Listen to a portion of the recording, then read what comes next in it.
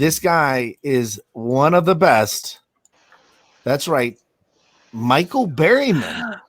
Hi, Michael. Wow. Hi. How we doing? I'm good. How are you? So I have limited time to have Michael on here, so I wanted to take a chance to get Michael in here and hit pause real quick, if that's okay with you guys. Sure. I suppose we don't have another choice. Besides, it's Michael Berryman, everybody. You have no choice. So I wanted to tell Michael, thank you for joining us and coming on at short notice. We got a chance to talk last night, and I wanted to see how things are. How's things going with everything currently with you? Well, we're doing okay. We've been sequestered at home. We've got a couple acres out here in Florida and the country for a month.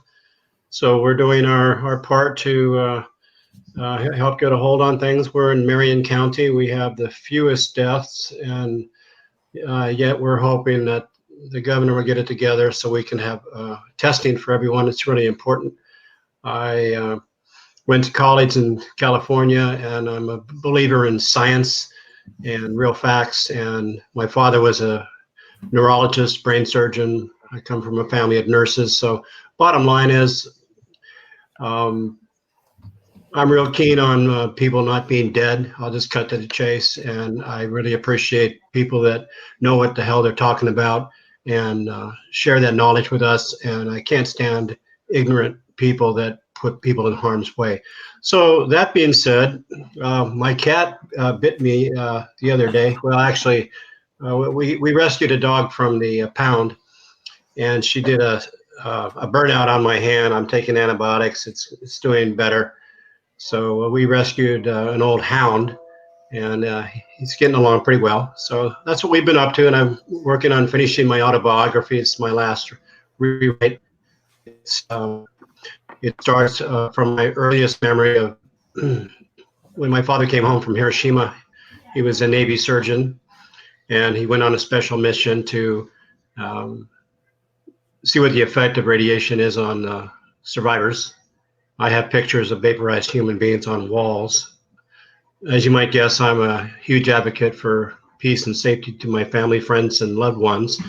I am also a huge activist for peace, humanity, and finding more intelligent ways to behave amongst one another.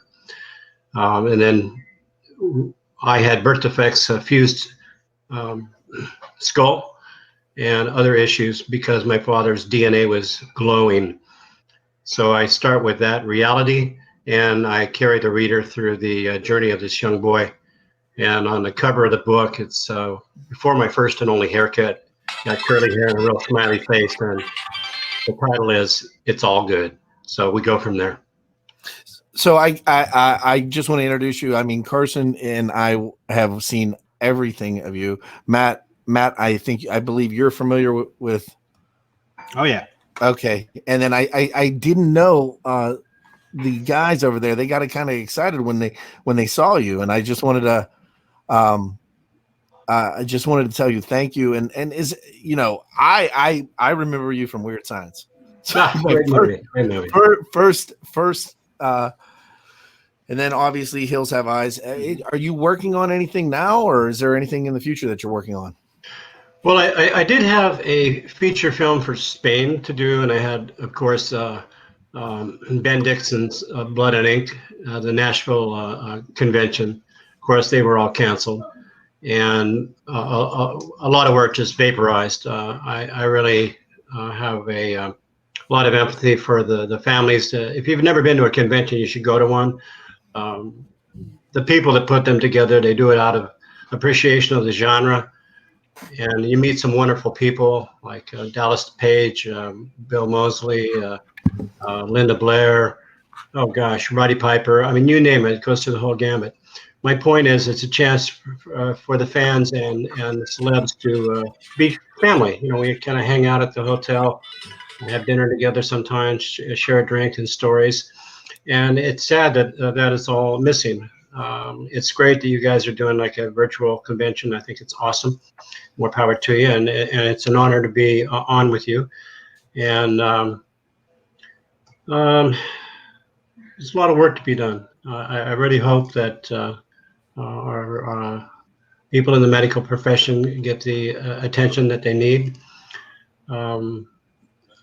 I can do fun and games and funny things, but things aren't really that funny right now. But I could tell you some funny jokes. Awesome. I guess, well, before I even ask my first question, Mr. Berryman, thank you so much for joining us here at Mainframe Comic-Con. So happy you could make it. But if anyone in the chat has any questions, just go ahead. Let's get them into the chat. Go ahead and throw some questions up. My first question, you have this huge, awesome body of work. You should be very proud of it. Is there a particular movie or TV show that you worked on that you're particularly proud of you want to talk about? Absolutely. I've been doing this for 40 years. I wanted to homestead in Alaska, and I bumped into George Powell, who, if you're a movie buff, you know he was the Warner Brother producer that did War of the Worlds. And when I met him, I met him in Venice Beach. I was a surfer and scuba diver growing up there, and I bumped into him at a store in Venice, and he literally said, "Oh, your face." And I go, "What about it?" And he goes, "I want to put it in a movie." And I go, "Yeah, right." Well, he wasn't BSing me. He put me in a movie called Doc Savage. I got my union card. I'm wearing this hat because I'm a strong supporter of labor unions. This is a motion picture television fund hat, which helps our brothers and sisters in the industry in time of need. So on the short list, the most proud, of course, would be Cuckoo's Nest. I learned so much. It was such a wonderful, wonderful film. It was the last time I spent with my father was before he died, was to look at him on the. I was looking at the side of his face and the reflection of the flickering lights from the theater, and he sees me and he pokes me in the arm and he goes, he's a little choked up. He was pretty kind of British and kind of stoic. He was a brain surgeon, and he said, "That's you, Bones in the Head." That was my nickname. It was a real proud moment. He at that point, perhaps I had a career, could have a good future, and it was correct. But George gave me my break in film industry. I was going to homestead, like I said, in Alaska. I had a lot of. I was an Eagle Scout. I loved the mountains and forests. So I thought at the end of Cuckoo's Nest that would be the end of everything. Of course, I met Peter Locke and Barry Kahn and my dear friend. I miss him very much. Wes Craven. And I got to be on the poster. I mean, we did a real kick-ass job on The Hills Have Eyes.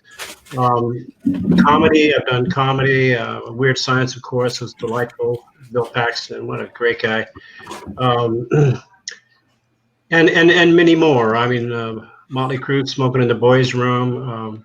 But recently, there's been some really cool things. Like, for instance, Dr. Jesse Burke out of Arkansas has done a couple shorts. And on my Facebook page, I post them occasionally. The titles are One Please, Odd Happenings in a Tiny Tent, and Cured. They're delightful. He makes these little short films. They're award winners. He's just a wonderful human being. I had the absolute pleasure and joy to work with a dear friend, and we couldn't get all of our scenes together. Of course, I'm talking about The Crow and working with Brandon Lee. Got to spend some wonderful moments with him, and it's been a very blessed 40 years. Been ups and downs. One of the best things about it for me was when I was doing The Crow, I met Paul Newman, and he introduced me to the Bogey Creek Gang, which was Arnold Palmer, Paul, and General Schwarzkopf, and they have a project that's funded through his food products and other charities that they support, which one of them is here in Florida, St. Petersburg, the Florida Facial Cranial and Cleft Palate Foundation.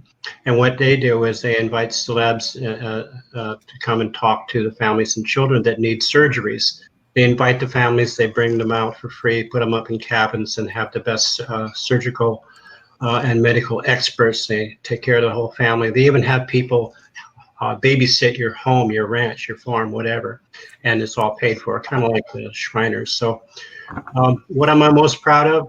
I'm most proud of the aspect that in our industry, we tell stories, and the best stories hopefully are done in an artful manner. But most importantly, they change you. They give you an opportunity to make decisions. you get an opportunity to be outside of yourself in your day-to-day situations. The characters you identify with in a film, you become under their skin, and we challenge you, we as artists, to expand your consciousness and your humanity and how you're going to make decisions. And they can be on a wide arc. And the wide arc could be from something that's horrific, challenging, all the way to just goofy, silly. And goofy, silly for me was when I was doing Smoking in the Boys' Room, and I had a chance to make the guys. I was hanging out with them backstage, and we partied. I'll just be straight up about it. We had Corona beers and a few other things, but the point was they're hardworking guys. I love them dearly. We had a lot of fun, and I showed them that I could wiggle my and the only one that could do it was Nikki. So we used that at the end of the video.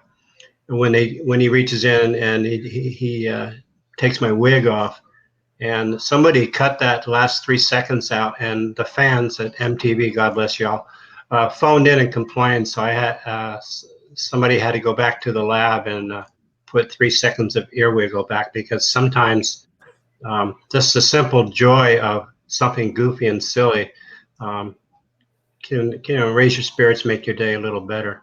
But when you do practice, I recommend that you get down to where you could do one ear and then the other. So I'm very proud of that.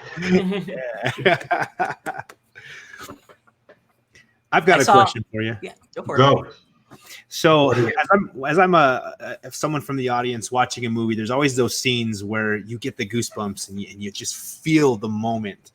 Someone behind the scenes are actually acting it out. Can you share with us a moment where you were, portraying this character, acting the scene out, and you just felt that and it was magical to you, something that you thought, oh my gosh, I'm blessed to be doing this?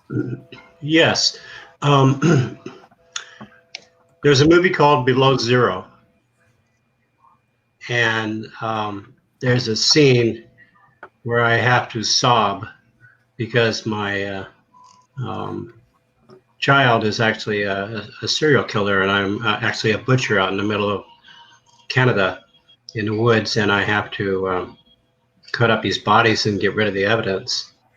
And you can cry or laugh on cue, but when it comes from within, like Bruce Lee said in his film, it's emotional content that matters, because it'll read. Well, I'd had a tragedy in a family situation that was very, very challenging, and I had to remain in Canada and finish my work. So I took that situation and just imbued it into the character, and it plays really, really, really well. Now,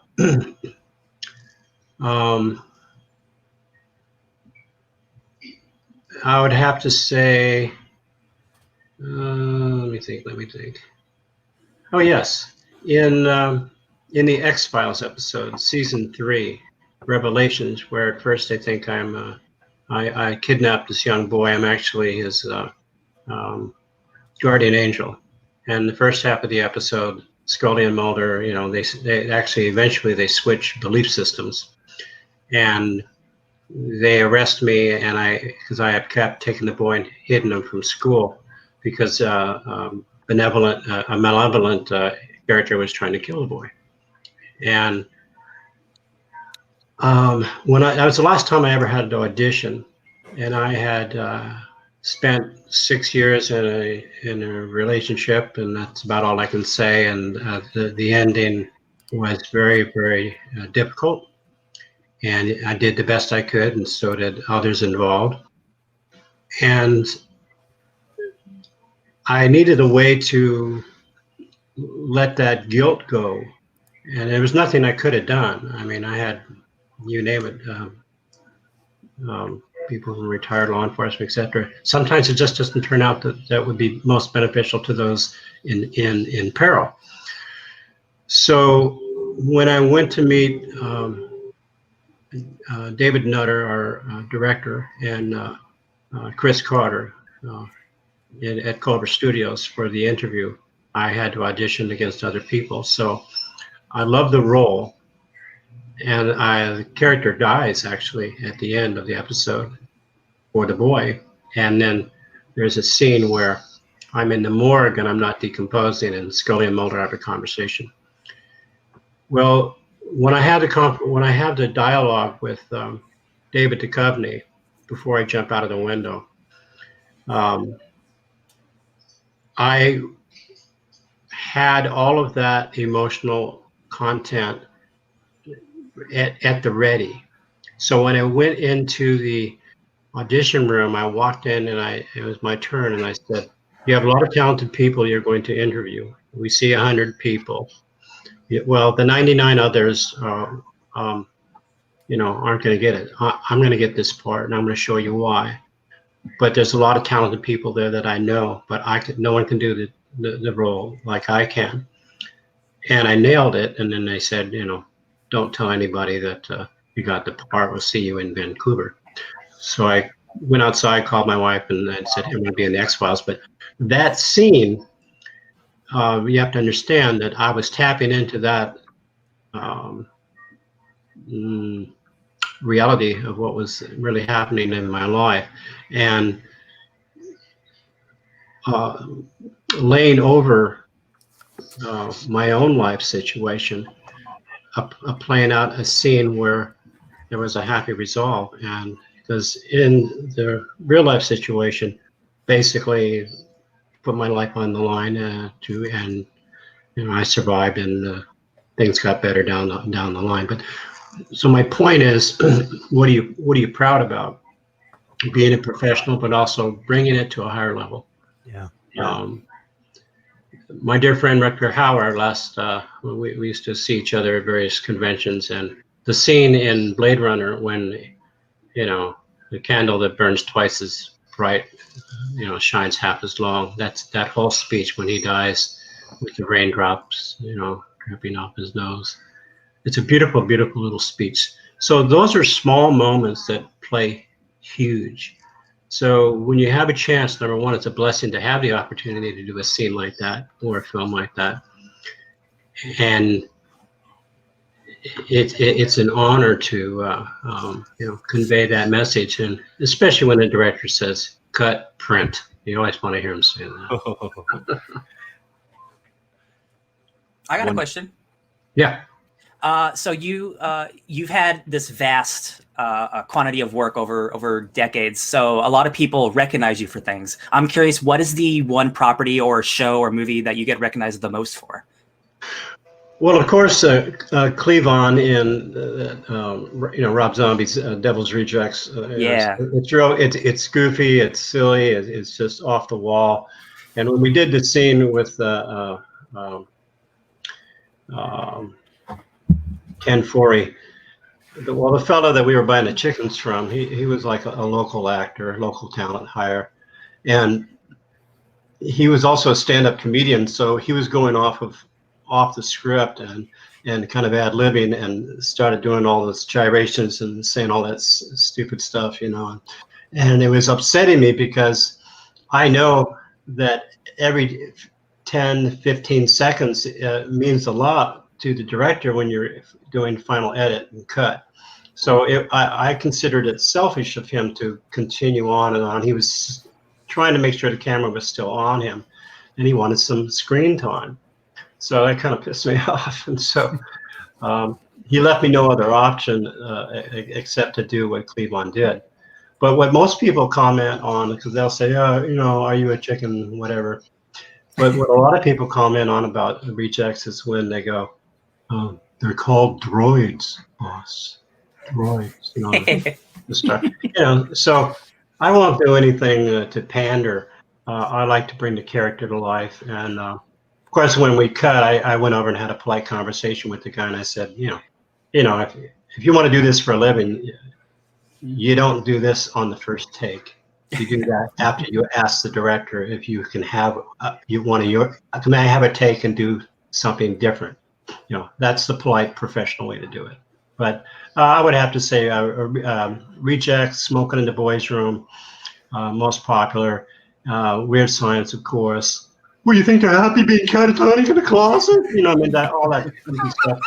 But also the footage from The Crow, just the visual image of the Skull Cowboy.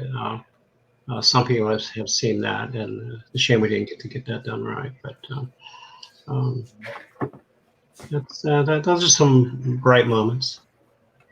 We have a question from the chat. Kachung was asking, what is your favorite horror movie? Wow. Or favorite horror movies? Well, right off the bat, and I know it's old school technology for special effects, but I'm a big fan of my friend Linda Blair. But The Exorcist, of course, just quite remarkable. I love all the Universal horror classics because they're so rich. You know, they're a little dated, but still they're classic. Doug Bradley's a very dear friend, but Pinhead creeps me out. Yeah. Sid Haig, you know, my brother, you know, he passed on last year, but I don't like creepy clowns, you know. Yeah. But you gotta understand, I like It and the rest. I appreciate them. Ghost. There was one. It was a Japanese multi-series. Takes place in the woods. I forget the name of it. Very, very creepy. I mean, even sci-fi horror. I mean, Aliens. The Local News. Probably the creepiest of all. But that's why I like to get scared, watch a scary movie, because it takes my mind off of all that ridiculous stuff outside. I mean, people wanted to know why. Like, I love all the monster movies that are based on the radiation, because, you know, people, they're cool. Dinosaurs that got big, a giant spider, all of these kinds of things. But they were entertaining, but they also had an inner message, you know. I mean, you might want not to play with those toys, you know, because things can happen. But that's how you get Godzilla. I always rooted for the monster. You know, Godzilla, don't kill Godzilla, don't kill King Kong, you know. Yeah. All right. Did you guys have any other questions? I think I got the question I wanted to know the most. Cool. I just figured while we're all here, you guys can fire away too if you'd like to. I've got one. I've got one more. If that's okay. I imagine you've seen a lot of places all over the world.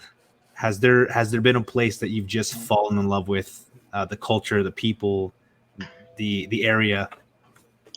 Yes, I had the chance to work with Rogero Deodato on more than one occasion, and we went down to Guyana, Venezuela, down into the Amazon.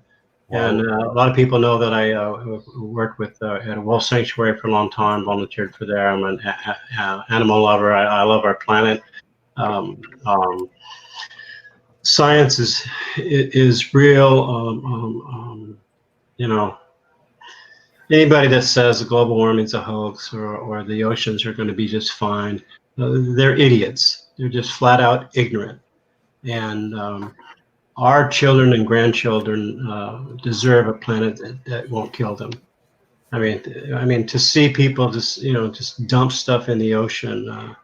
I mean, it's that plastic. It's so small, it becomes ingested in the food chain from the smallest mollusk up to whales. What the? You know what I'm saying? I mean, we don't have the right to do that. We're not going to go live on Mars or some other place. Right. So places that I've seen, when I was in Costa Rica, I talked to the natives. We were in Guyana, and they said they don't hunt the jaguar.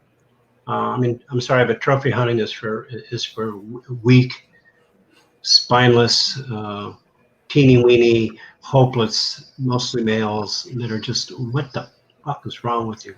I mean, it's pathetic. I mean, you're killing the most beautiful apex animals to survive in the species, and yet you're destroying the habitat. So they'll all be extinct in your grandchildren's lifetime. Thanks a lot. It's horrible. No. So I fell in love with Costa Rica because they didn't cut down their rainforest. When I met Hugo Chavez, when he was Presidente, he was General of the National Police. He provided our security when we were in Guyana. We landed in Caracas.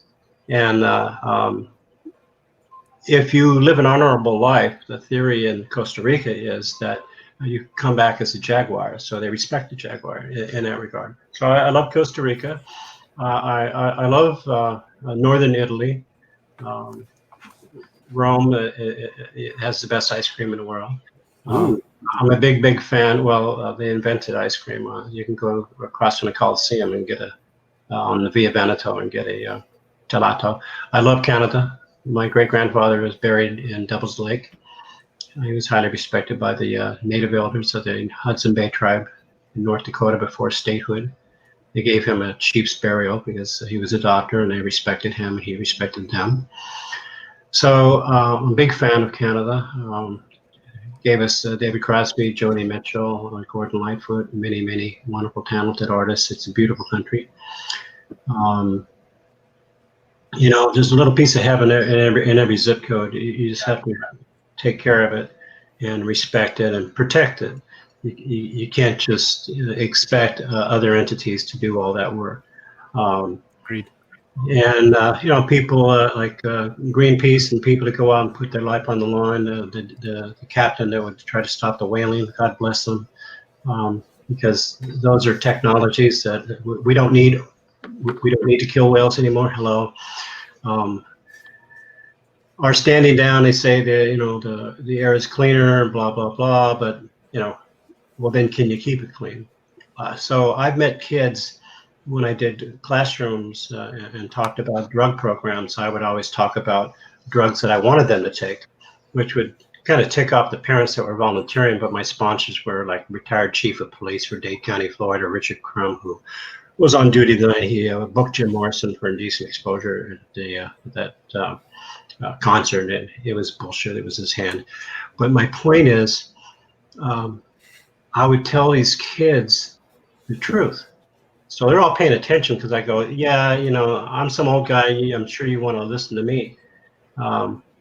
So a beautiful place is where these children are going to wind up. So I talk in circles and I get back to the point that you asked. So what's a beautiful place?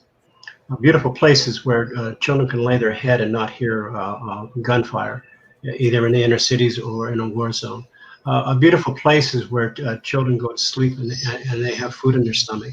A beautiful place is when a child can go walk around the block and not be shot. A beautiful place is where animals don't run forever, trying to not get hit by a car. A beautiful place is where children aren't put into slavery. A beautiful place is how we choose to process through our heart and the spirit of being a good human being.